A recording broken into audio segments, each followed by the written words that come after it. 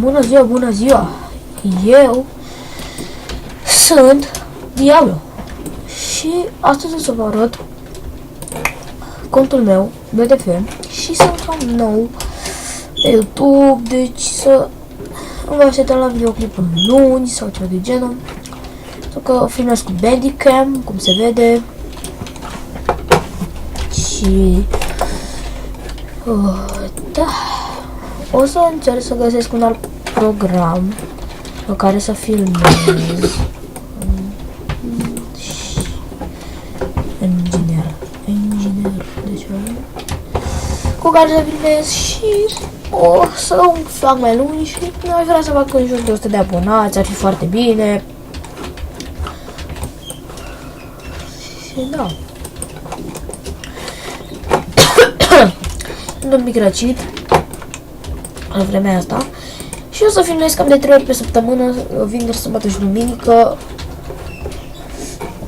când am timp liber, sau poate când am timp liber, nu știu programul, dar în special o să filmez vineri, sâmbătă și duminică.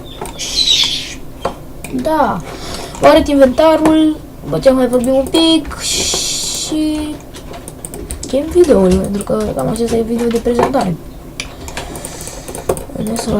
Să vă arăt inventarul. Acesta este.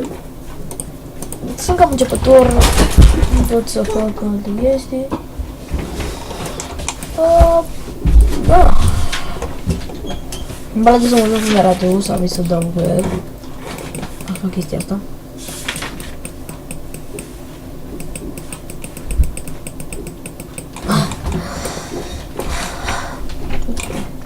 O să fac și alte jocuri, nu chiar Team Fortress 2. O să mai fac și Minecraft și văd ce jocuri mai îmi iau. Și da, o să vedem noi, o să facem pe parcurs, o să facem, cred că, o grămadă de videouri. Și sper să fie cu folos. Vreau să vă abonați, să vă lăsați niște comentarii, ce jocuri ați vrea să joc și o să încerc să le iau de pe internet sau de la niște prieteni cu împrumut. Vedem. Și da.